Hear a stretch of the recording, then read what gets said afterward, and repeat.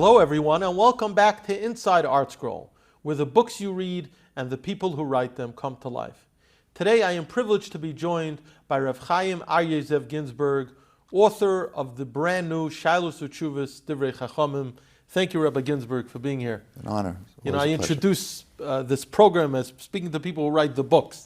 Now, this isn't a book, this is a hashkafah sefer, and it's unique that ArtScroll has published this because it's an all-Hebrew sefer, right. And there are only select personalities who are zeicha to publish Hebrew svarim under the ArtScroll umbrella, and here you are with this expanded edition of Shailos Uteshuvos Divrei Chachomim, a wealth of information of decades and decades of Shailos Uteshuvos that you yourself heard and received from gedolei hador. So first of all, Mazel Tov on the release. It's a big achievement. I know you told me off camera how much time you spent on this, literally years, years poring over the tshuvos and so on and so forth. So take our viewers back to the genesis of this sefer and how it started and how you established close relationships with the gedolim who are quoted in this sefer, and I'll just mention quickly: Rabbi Moshe Feinstein, Rabbi Yaakov Kamenetsky, Rav Shach, Rabbi Yashiv, Rav Scheinberg. You'll tell me if I left out any other prominent personalities. Shlomo Zalman, Auerbach, Stipler. So how did this whole project start? Okay, it's really started not a handful of years ago. But very long, a long time ago. When I was I would say it started at the age between 14 and 16. And I'll explain, as I explained in the sefer itself. I had a Rebbe who was, he was the mashgiach in yeshiva Chafetz Chaim. His name was Rabbi Chaim Neumann, Zechrono Livracha, Zechrono Tzaddik Livracha. And I was a young boy. I grew up in his home. One of his sons is my oldest, dearest friend. And we decided, we should learn together. And I was very honored. I was a high school boy, and all of a sudden the mashgiach wants to learn with me, prepare a share with me.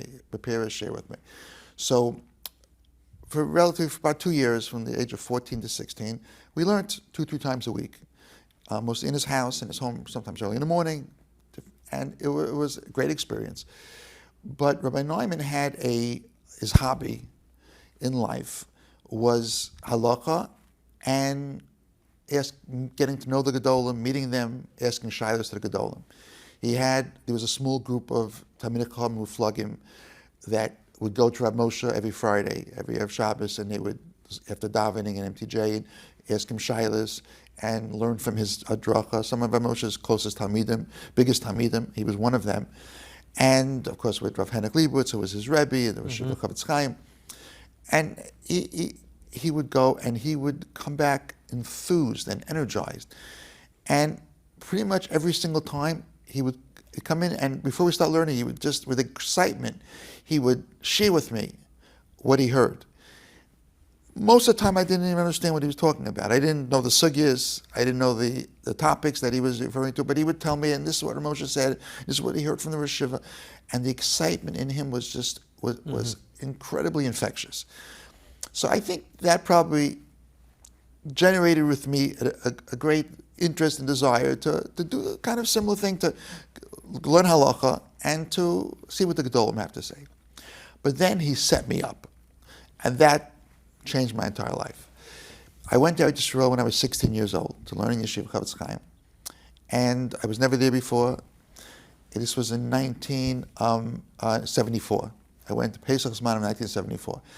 And I was there maybe 2 weeks, and I get a letter from Rabbi Neumann.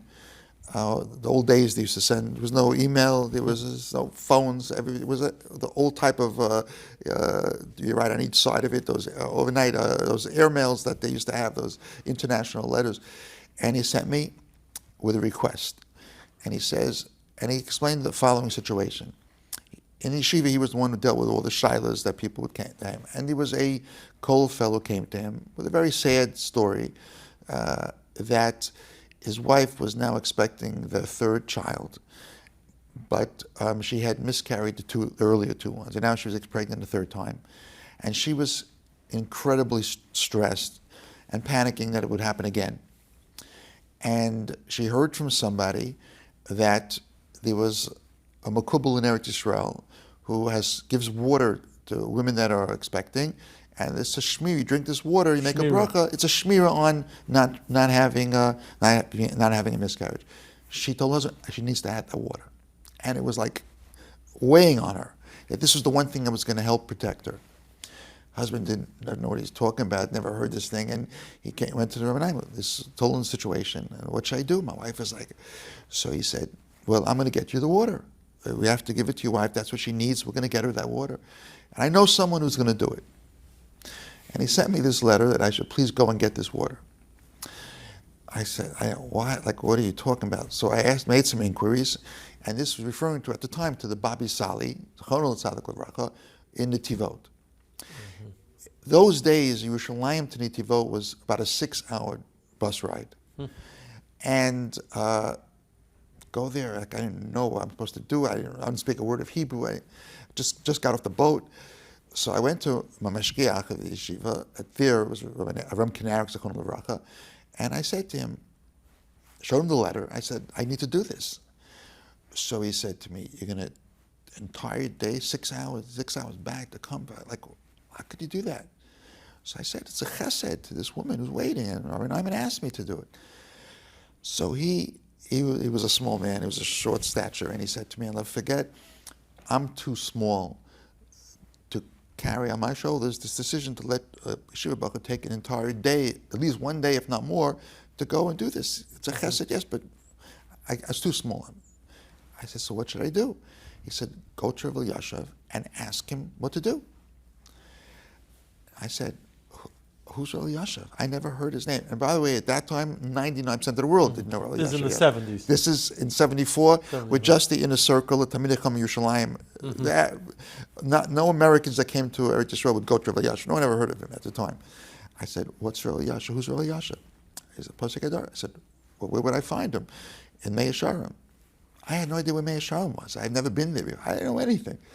So he said, during lunchtime, I'm going to send one of the older bochurim to take you to Rabbi Yashav. I said, how do I even communicate with him? He said, I didn't speak Hebrew, I can speak Yiddish to him. So I just thought I was intrigued by the idea. I went, and he took me, went to Mei Yesharim. Just walking the streets of Mei Yesharim was, to me, a step into a different time zone. Sure.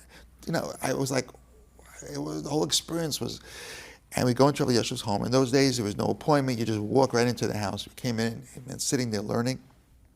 And I was so taken with him.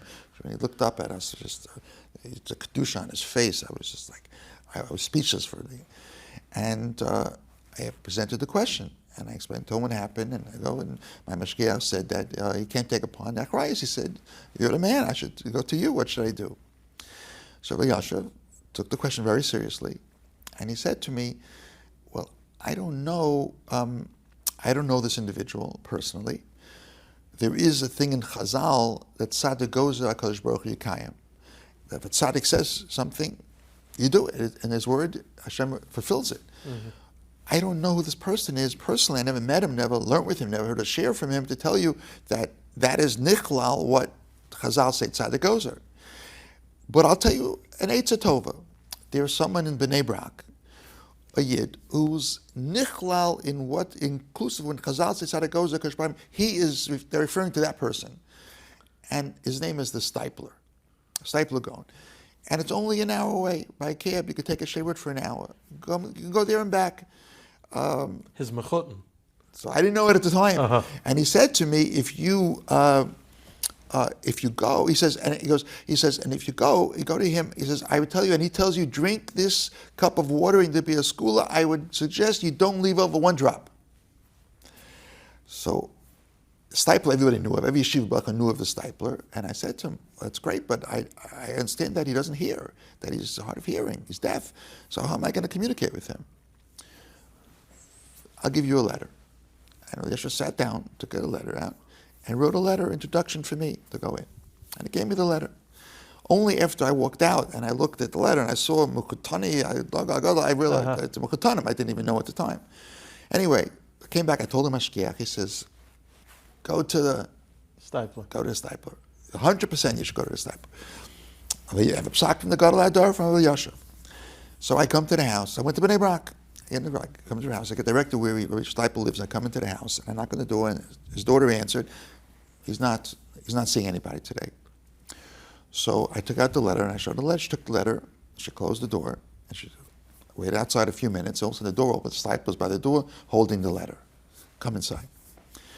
And the best way I explained, I wrote down, and I explained to him. So he said, I'm very schwach, I'm very weak. I don't really have the koyach to give a bracha. So go to my son. This is 1974. So I said, your son? I forgot what son. So I said, well, Yosef said, you're the man. Like, what do you mean, the son? Like, he went, you. Go to my son, his brachas are makuyim. Told me this in 1974. So he had his grandson who lived with him to walk me over to where Rabbi Chaim was. And I went there the first time I met Rabbi Chaim.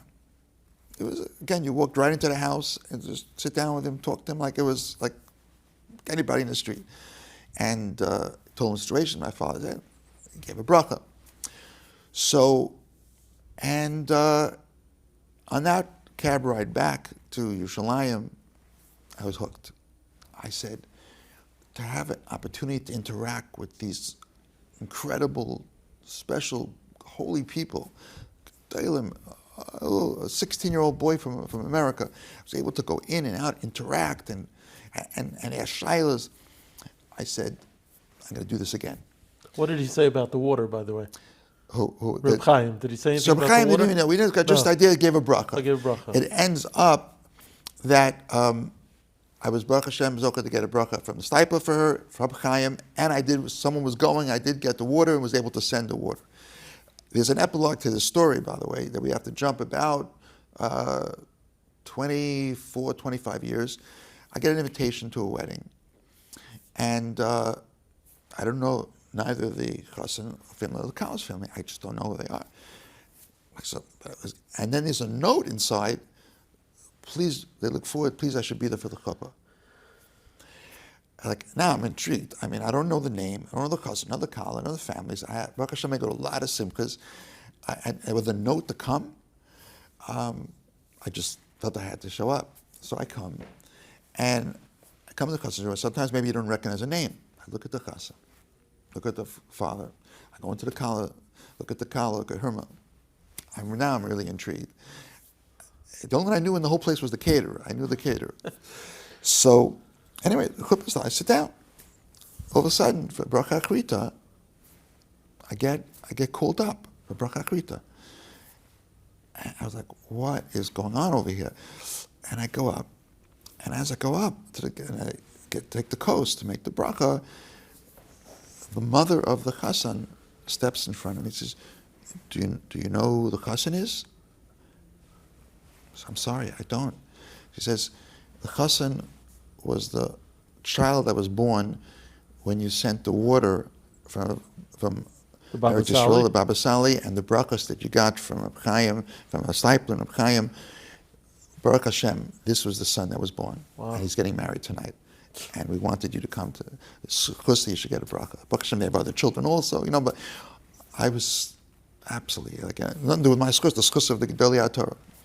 But so this Rabbi Neumann was really, and that's why this sefer that I put out, and this is really, I'd done this many years ago, but his specific sefer, Rabbi Neumann passed away maybe 10 years ago, that I have a little biography about him, a few pages written by his family about him, and quote some of the shilos that he heard from Rabbi Moshe, and it was all done because I really felt that he's the catalyst. He was the person who that set me on this motion. And with that, going to Eretz Yisroel, I would go in and go out and ask Shailos, and then it came for actually a period of about 18 months that I lived in Eretz Yisroel, that all the Americans from all the yeshivas would bring their Shailos to me, from the mayor, from Yeshiva Torah Chaim. Not that Torah Chaim didn't exist then, but it was that time the yeshiva that American Mekas Torah, Itri. They would come, bring me the shilas that the Berkham had, and I would go with those shilas, and I would go to ask the gedolim. And I would ask the same gedolim, the same question. Different gedolim, the same question. Of Shlomo Zalman, Rabbi Yasher, of Sheinberg, to see how, how each one thought, and then we go back. What about this thing? What about that? I could hear how they thought of the other's psak and back and forth. And everything that I went to, I wrote down. And this was all when you were a bochur still? Bochur, and then later as a younger man also? Most of it when I was a bochur. Wow. And everything I went to, I would write down. I was going to ask you, when you came home, you would immediately sit down and write it down? So first, when I was there, I always had, because it was Shabbos, I always had a pad and paper with me, and I would quickly jot down the Rashi Prakim, and then I would write it. I would write it up as soon as I got back, sit down while it was still fresh. Often I went with tape recorders, and the tape, and they'll play back the tape later. And a big thing was, when I was in America, when I would send back tapes of conversations with Rav Shamazan and Rabbi Yashav, it was like a Yom Tov. To him, it was a Yom Tov. It was he had a Sudas Yom Tov. He put on his Shabbos uniform. He was so appreciative. But so I would tape it. As a matter of fact, it's interesting. Rabbi Yashav, every time I go in, the Rebbetzin El Shalom would make me close the tape recorder. Her thing was that we'll go out and tape something that he says right now, maybe a week from now, he had a different opinion, different change of heart, or different. So she didn't want it to go out on a tape. She would. Yashav didn't mind. So I remember I came in one time on Motzei Shabbos, and I walked in, and he looks at me. Rebbetzин's not here. You could put out the tape recorder.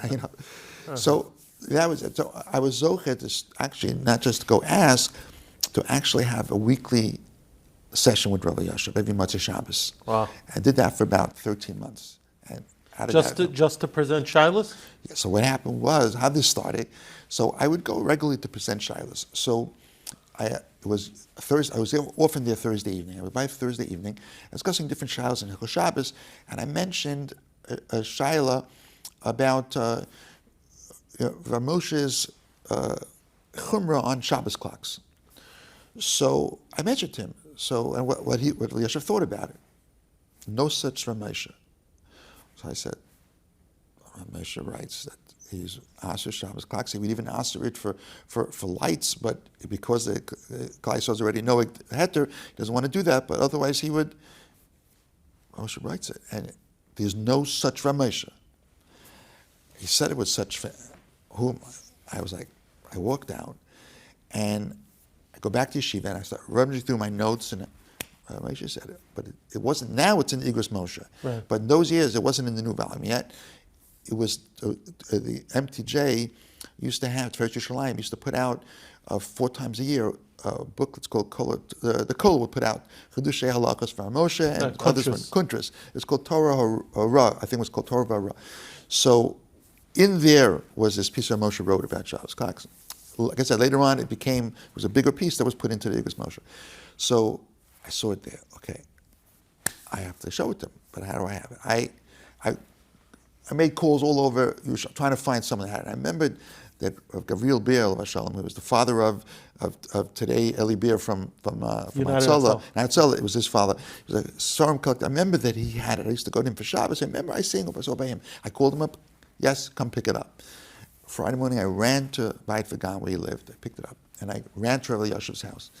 Now, Friday afternoon, everyone knows Rabbi Yashiv was totally inaccessible. He locked himself in Ol Sarah, the shul, to learn. The world could be an earthquake. He couldn't disturb him. So I came to the house. I said, you know the rough can is not. So I said, Rebbetzin, he wanted to see this. I have to show it to him. So she said, okay. She made a mistake. She said to me, okay, leave it here.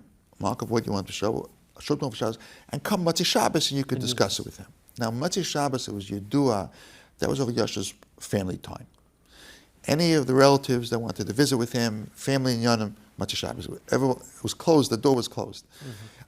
His brother-in-law, Aryeh Levine's son, who was very close to, he's come every Motzei Shabbos and talk to him. So it was closed. She invited me to come into that door on Motzei Shabbos. That was her mistake. So anyway, I came back Motzei Shabbos, and I walk at the door. So she says to me, "You disturbed my husband's whole Shabbos menucha." I said, "What? Like what I do? You know?" So she goes. So I walk into her. Yashav, he sits down. Says, very upset. Like Taka Ramosha says it. He had a number of Shailos on Ramosha's tshuva, very strong Shailos. I quickly sat down, wrote down all the. I remember he had 6 Shailos that he had on Ramosha's tshuva. I quickly wrote them down, and later I wrote it up in a letter. I sent it to Ramosha. to Rav Moshe. The Rosh was thing to respond back. But anyway, so I started doing it. So, and he explained why he felt differently. And Rebbetzin brought us tea, and I said, I'm Rav Malka. So I said to him, I have to ask the Rav. When I said to you, Rav Moshe said it, you were so, like, no. I said, Rav knows everything Rav Moshe says. Yeah. So he smiled, and he told me the most incredible story. Incredible story. He said he had heard of Rav Moshe, but he never saw anything from Rav Moshe. It was the first time in the 1950s, early 1950s, was it, or late 1940s, that Aaron came to Eretz Yisroel the first time, around Cutler. And he heard about Lakewood Rosh Yeshivas in town. He was staying in a hotel. I went to the hotel, and I was based in Yerushalayim, had a very, very difficult git and shaila, very difficult shaila. And I wanted to, and I wanted to hear what Aaron had to say. So I went to, and I came into this, and I presented Aaron the shaila. So Aaron listens very intently, and then he says, there's only one person in the world that can handle the shaila, Rabbi Moshe Feinstein. Come, Eretz Yisroel, we're going to call Rabbi Moshe Feinstein. He went to that time. There was a phone on the desk in his hotel room. He called, and he picked up and he called Rabbi Moshe. He's talking to the Shailah Rabbi Moshe. Yosha couldn't hear what Rabbi Moshe was saying. He was listening to Rabbi. And Aaron's standing there. Aaron was a zaken. Aaron just slept across the world.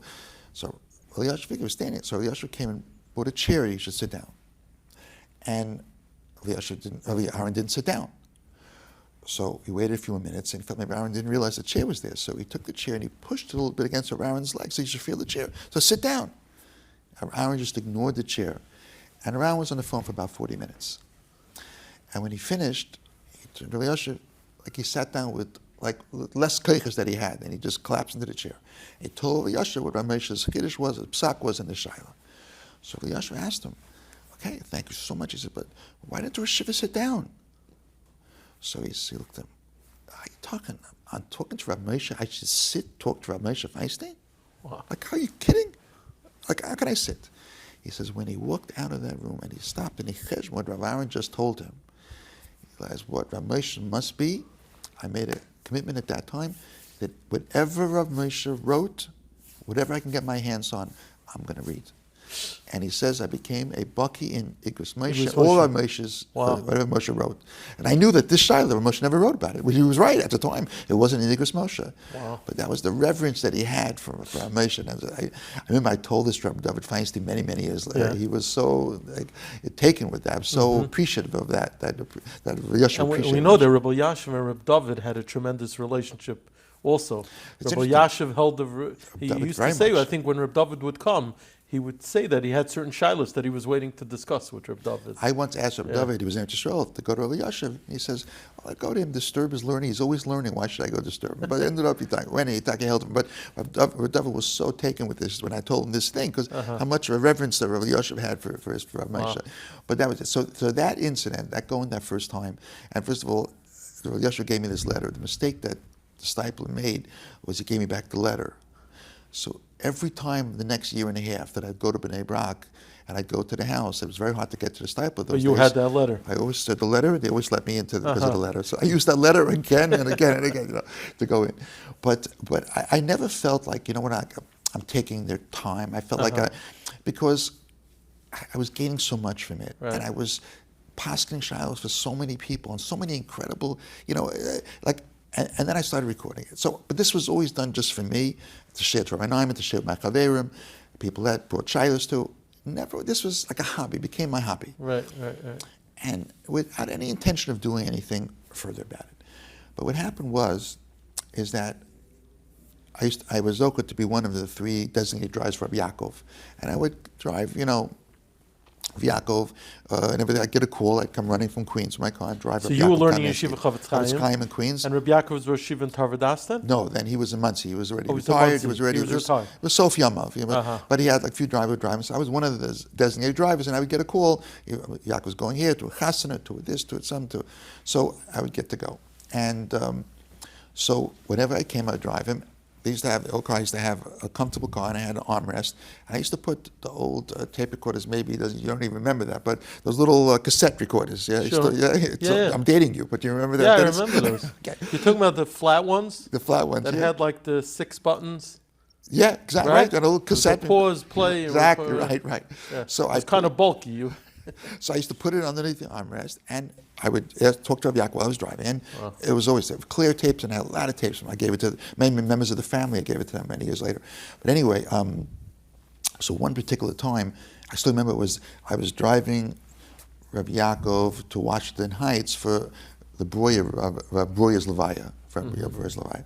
So in the car, and we started talking about Shidduchim, and Rabbi Yaakov just began to open up his heart. It was fascinating. He talked about his own personal challenges of his Rebbetzin. His first Rebbetzin was Nifteres, and then the years that he was single. It was 4 years till he remarried his Rebbetzin, second Rebbetzin. And the second Rebbetzin took such good care of him. He always the family credited his Arichas Yamim to her. The second. Right. So he told me something incredible. He told me that that he had made a decision when his wife was Nifteres. He was 64, and he had one son, his youngest son, Rav Ram Zechron Levrach, was still single, and he felt that my job right now is to marry off my son before I take care of myself. So I said, everything that the yeshiva does in life is based on a chazal. What chazal did you base it on? He said, on a pasuk. I said, pasuk. He said, yeah, that Avram first went to find a wife for Yitzchak before he went and married, his lady married Keturah, he married others. He first wanted to find it, so he first wanted to take care of Yitzchak. So I said, the yeshiva bases his anhaga on a pasuk in Chumash. So he smiled and he said, but I made a mistake. It was a toss. I should have taken care of myself first. And I said, why does the yeshiva say that? So he said something incredible. He said, because the 4 years that I was, he called it Ben Gavra Lagavra, Ben Gavra, I went down beruchi, bekoichi, ubegufi. I went down in every way, and I never recouped it. So I said, the yeshiva's married already 25 years, the second Rebbe. I never was able to recoup what I lost during those years. It was difficult years. So I should have taken care of myself first, which is like, anyway, other things like that. He told me so many other things, and it was so personal that I totally forgot the tape was there. We're pulling into Washington Heights, and all of a sudden, click. And I said, what was that? I said, I bet Mechila the Yeshiva. I always tell the Yeshiva, I had to tape the conversation. I'm going to erase the tape. I'm going to take it out and erase it. So he didn't say anything to me first. And then a few minutes later, he says to me, you can leave it. He says, since the time that I'm Olal Daiti, I have my seichel, I never said anything that I had to take back. So we can leave it, whatever I say, I don't have to take back anything I said that I have charata on. So we let me keep it. So, but the tape, so I tried everything to make sure. So anyway, so when I got back to Muncie, and I was driving, I took the yeshiva to the door, I said, I have so many things, hashkafahs and dastor from the yeshiva. I said, as a joke, I said, I could fill a whole sefer with the yeshiva's hashkafahs. So he laughed, smiled, and I left. The next day I get a call from one of the people who was to care of him. Yaakov wants me to come to see him. He wants to see me. Now, I was taken aback because Rabbi Yaakov, whenever I would say, I'm coming, you come all the way from Queens, Bill Tyra, what are you coming to stop an old man? He'd always push me away. Here, calling me to come, middle of the day, and I realized he probably had charata that I have that tape. So I brought the tape with me to give it back to him if he wanted. I come in, and I come into the house. Shiva wanted to see me? He says, yes. You said something to me at the end about hashkafahs. I have so many hashkafahs, I can make a sefer. B'nai Torah don't ask Shailos from gedolei. They ask Shailos on a chicken, on a mara. They don't ask hashkafahs anymore from gedolei Torah. I want you to write up whatever you heard from me. I'll help you put it into a sefer. Even halacha, you had no problem? So we didn't, it was more like hashkafah. That just started. The first time I even, it was a joke. Like, what? And I said, okay, and I'll work with you. I went home, I started saying, I have so much from so many gedolim, it's a shame. Now, in those years, there was no sefer for the yeshiva, Shlomo Zalman, there was nothing. There was nothing printed. And I had all these psukim from them. So I jumped on a plane, I went to Eretz Yisroel. And I went to all the gedolim. Stapel was no longer alive. I went to everybody and asked them, they knew me, that I've been by them so many times, can I put this in a sefer? Would you work with me? Some were very, very, 100%. Rabbi Yasha said to me, "You've been by me. I know that you're by Hasamka, you're a Neman, but I'm not gonna. You don't have the time. They want to read what I wrote from him, but you should find a Gaver Rabbah that will read it over. That makes sure." But the principle of writing over what he said to you is fine He with. said he's fine with, but as far as he's not going to do it, because it's built Torah for him. But I have to find a Gaver Rabbah to do it. But he meant obviously Yiddah Talmid Chacham. But I did better than that. One of the people that I developed incredible kesher to, I guess really because of my father was so a Talmud of his, was Rav Scheinberg, Rav Chaim Aryeh in Torah. He used to be the mashgiach in Chavetz Chaim before he opened up Torah for 25 years. My father was a Talmud of his then. So he became a real escarvist, very close to him. And I went with him hundreds and hundreds of shilas. So I went to Rav Scheinberg, and he said, 100% I'll work it out. So I said, would the yeshiva also agree to read over everything for everybody? Yes, 100%. Really? Wow. The Akarsa told that I have to Rav Scheinberg will never be able to repay. He read over my sefer 3 times, cover to cover. This very no, sefer? the first one. The original volume. Original one. Which was published when? Published in 1986. And it was obviously much smaller than this. Smaller than this. That had 999 Shailos, Kol Dalaka Kishnok, and hashkafah. Total of 999. This has about 2,000.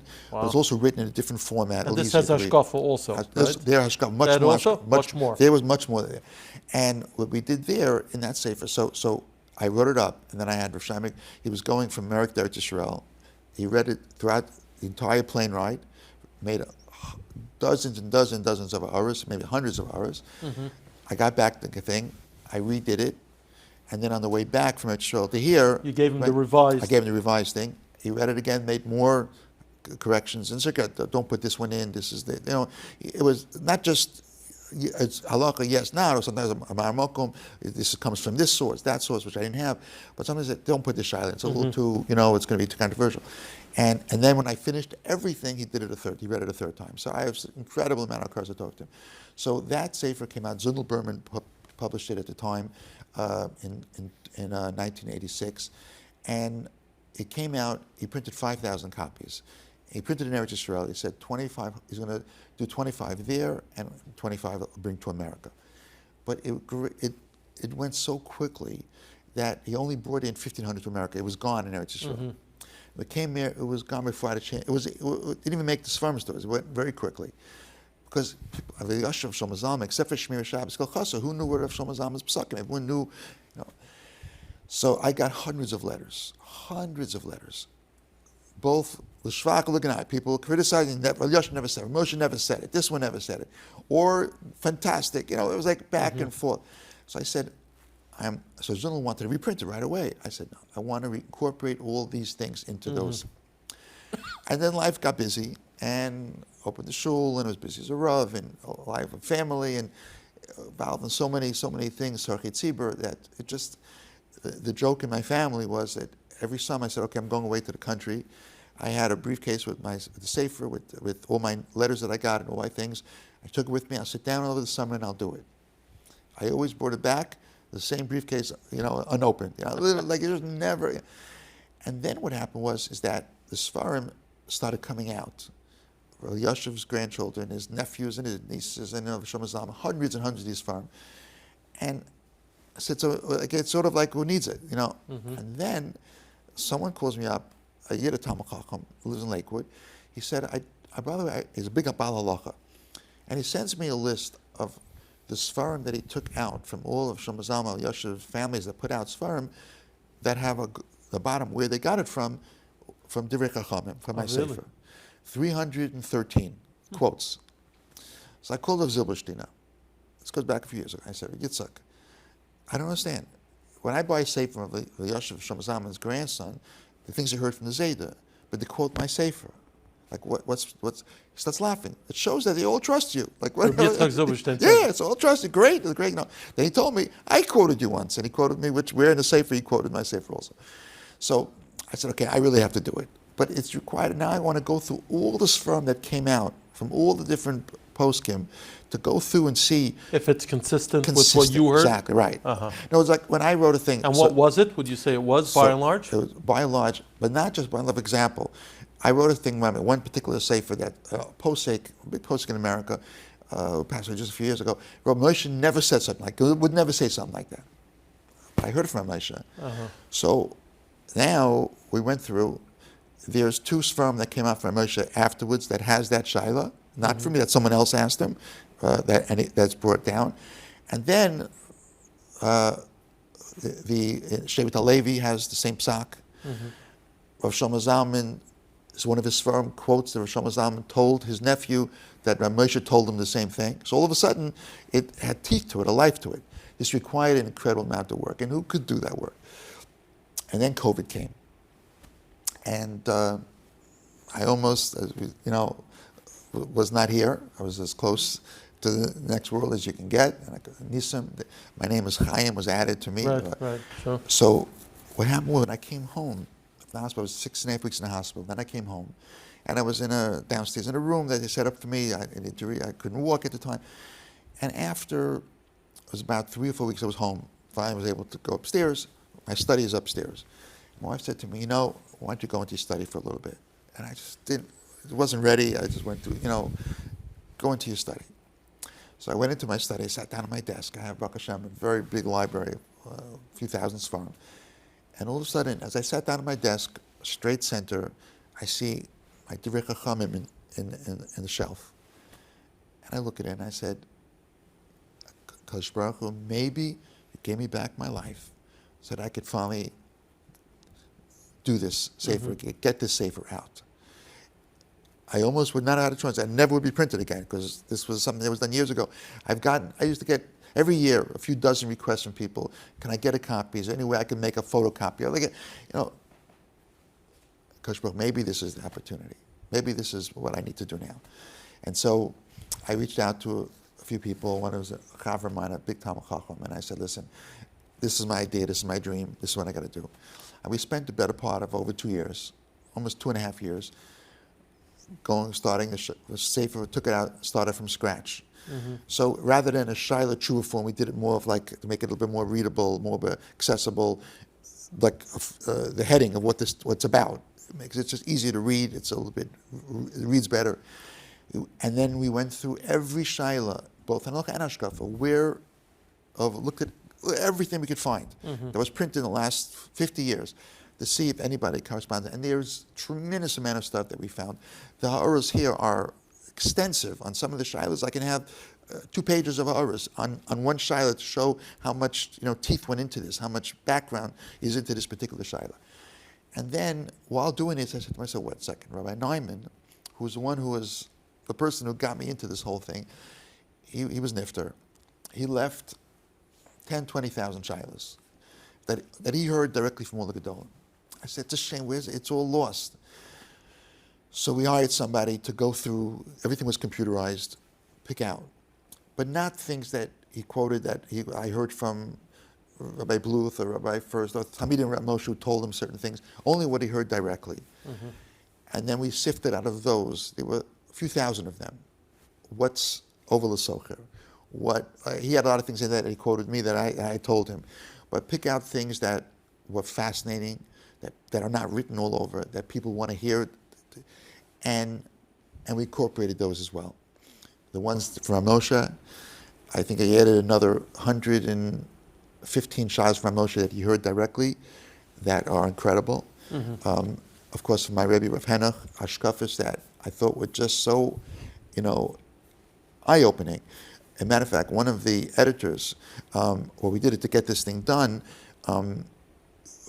It's a bracha. I published my first book in ArtScroll in September. But that's an English book, a combination of articles, Vachiza called Rays of Hope. Baruch Hashem has really made the rounds, although people have told me how much chizah they got from it. But that's ArtScroll, that's what they do. They don't really do Hebrew Sfarim, except Moshe and David Cohen. But I spoke to gedolei. He thought that this was something that really would be an incredible addition to Klal Yisrael. But he said, I'm not equipped to do the editing, and we'll do the publishing and the printing and distributing.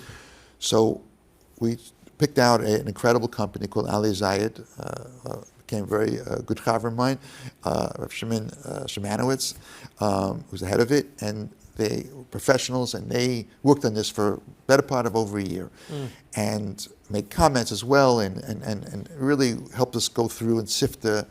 So he had commented to me at one point that, like, the hashkafah, that he didn't really know Rav Henoch Leibowitz, Chaim, and just seeing some of the hashkafahs from Rav Henoch that are so eye-opening, he said, well, I hope everybody reads it. We picked out the best of the best, and that's what we put together, and it came out to be, it's close to 2,000 hashkafah, Shailos. So I wanted to ask you quickly in the few minutes that we have left, what interesting Shiloh could you share with us? Give us a little teaser of a fascinating Shiloh that you have in here. Let me give you a fascinating Shiloh that is both shows the godless and halacha, and maybe even more the godless of the tzidkus and the righteousness of the gedolei Yisrael. One particular Shiloh that's in the book. I just happened to be in the right place at the right time. There was a girl, a Baal Tshuva from Neve Yerushalayim, and a boy, a Baal Tshuva from Or Sameach. And Shidduch made it, and they were engaged, they were getting married. It was 2 weeks before the wedding, and the boy's father came to, not from it all, no shaykhs to anything, but came to spend the last 2 weeks for his son and come for the wedding and get to spend a little quality time with his son. And he comes and he meets Ramel Weinbach, and in the discussion it came out that he's a Kohen, which means the chassan's a Kohen. But the Kala, her mother was a Gioris. She was, all of a sudden, a problem. A real problem, 2 weeks for the chasana. So Mendel Weinbach ran to the Rav of Yerushalayim, Zolti, Zolti, and presented the Shiloh to him. He said, Shvera Shiloh, give me 3 days. On the third day in the morning, Mendel Weinbach was woken up by a ramkol, a car going around with announcing everyone to come to Levaya in the morning of Zolti's Levaya. He had a heart attack, he was nifter. Zolti went to Levaya, and Zolti's son came over to him at Levaya and said, please come to the house after the Levaya, I have something for you. Told Rav Weinbach. Weinbach comes to the house, and there's a letter for him on the table, addressed to him, a tshuva. I think it was 11-page tshuva, if I remember correctly. And lengthy tshuva, and he's matir. He's matir, they should go ahead. But was this final? Was this, like, he didn't know? Like, it wasn't, Zolti Nebuch's not here. So he went to Rabbi Yashav. Comes to Rabbi Yashav, and he tells the Shai, he shows the tshuva. Yashav quickly reads it. Now, he held the Velt of Rav Zolti, but you're asking me to Shaila. I hold that it's us, so they can't get married. So what do you do with this chas and kala? What do you do? So he said, okay, the only one person that we can ask the Shaila to, and if he paskins mutter, not only will I accept it, I'll leave him a Stada Kedusha. And that's what Moshe Feinstein. Now, okay, with America, how are we going to get to, we need a shliach. I happen to have been standing at Bar Yashav talking over Shilos with him. I said, he's the shliach. He'll be the shliach. I said, shliach Rebbe. I was a Chavetz Chaim. I was going home in 2 weeks. The Zman was ending, but I'm giving a share. I'm like, I can't, what do you mean? Like, you're going to shliach. You're the shliach. Go.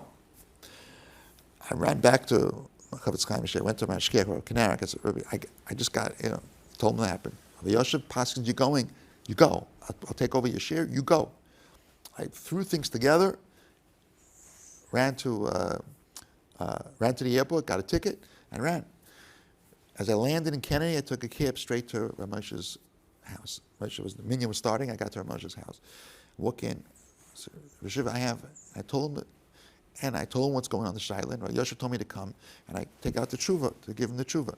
He pushes it away. I look at it. He's asked questions. Father, from, or not from, the grandfather, and where is she from? So I had the background. The grandmother was from this town in Germany. So Moshe says, mutalach. So mutalach. Moshe's shita is no cheskes Kohen today. And Moshe said that town in Germany where the grandmother came from, they were mostly Reformed. They were 99% Yidden. They were just, many of them were like Reformed, became Reformed. So it broke the chain of Kuna. and she's not really yours because Mistam, she's a Jewish anyway, because her grandmother came from that place in Germany, which is Mistam, she was, Apirov, she's Jewish. They just were very, reformed, so, but... So she might not even be a Giyuris. Giyuris, and I'm going, mutter. Wow. So, okay, so I'm going to go, so I'm leaving. You need places for that. Wow. That's right, Moshe. So I'm about to leave, go to my house, so where are you going? I said, I'm going to go home, I'm going to go home and I'll call. Chasakala waiting. Call right now. Ramosha told you. Take the phone and call. There was no cell phones those days. Call right now. I take Ramosha's phone. I called up. Okay. Anyway, Baruch Hashem, they got married. Yosha was a Psak Dushan.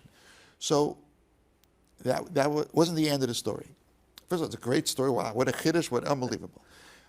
But did Ramosha have a look at Rav Zolti's No, tshuva? because he held, this is what he held, and that was it. Yosha didn't agree to that psak of this Kaskas Cohen. He didn't agree to Moshe psak. But so anyway, and yet he was Masali Kedushin by the wedding. So it was maybe 9 or 10 months later. I had a chance to go back to Eretz Yisroel, and I come in straight to Rav Yosha's house. I always did. And I come in, and I walk in. Oh, the shliachs do the shliach. So I said, Lulmo ani tzarich, Rebbe. I have to understand. I understand Ramesha is the place like hador, Makabo Ramesha says. But why did the Rav feel that's Misadik Dushin? Rav doesn't hold it, that psak. So he said to me as follows. He said, because there's a shtickle tumul about it. I'm afraid that 25, 30 years from now, they'll be motzi laws on they'll this have couple. a child, right? They will have a child that's ready to a chasana, and they're going to say, no, because maybe yichus, there's something with the yichus that we're not so sure. We had heard something. When they find out that Yosha was Stak Dushin, no one's going to have any shilas. That's why I did it. So that no one down the road, no one will have any possible error against such a shidduch. These are the gedolim that I was in awe of, both in learning from them, halacha, hashkafah.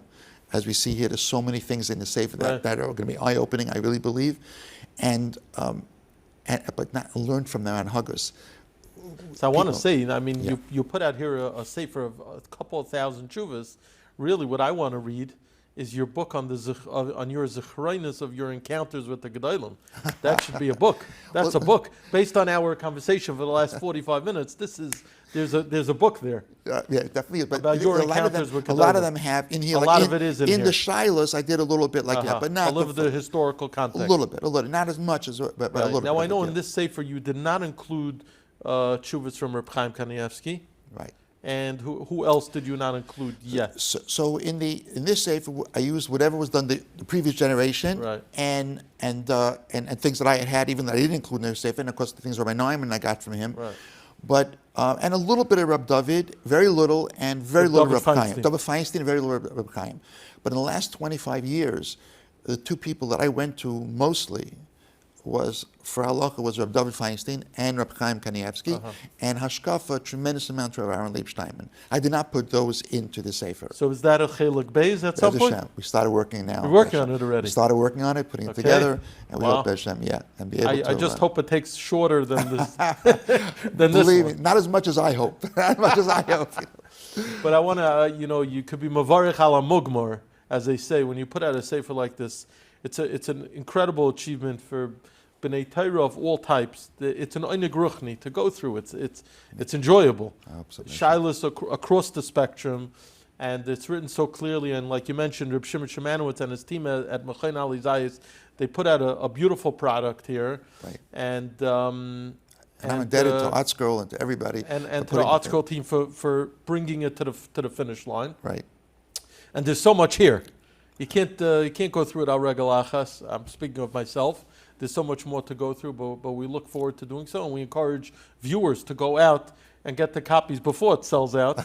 Just like your first volume that eventually went out of print. Right. People should get a hold of it. I think they'll benefit from it tremendously. And we're grateful to you that despite the passage of years and the amount of work that it took, that you were able to finally see this to fruition. And we bench you with continued hatzlacha in your abatzas hatayra, in your writing of svarim and books that inspire people, and of course good health. Amen. That's why I just want to come. That's why the ha'ora section here, which is significant, we called it Tzionei Chaim. And the reason I did that was because the added name that I was given was Chaim. Right. And Was that Rabbi Chaim who said to add your name? Where did that come from? That came from Rabbi David Feinstein. Rabbi Chaim. David. Yeah, David Feinstein. Yeah. So the name, like I felt that the whole kind of thing what pushed me now is, like I said, post-COVID, realizing I almost never would have had that opportunity. It would have been lost forever. Because He gave me an opportunity. I want to, every time someone learns the sefer, every time I look at the sefer and it's Yitzyon Chaim, remember this great nace that Kosh Baruch Hu did for me. And I hope that, it's a schus for Klal Yisrael as well. Amen. Thank you again for being here. Thank you so much.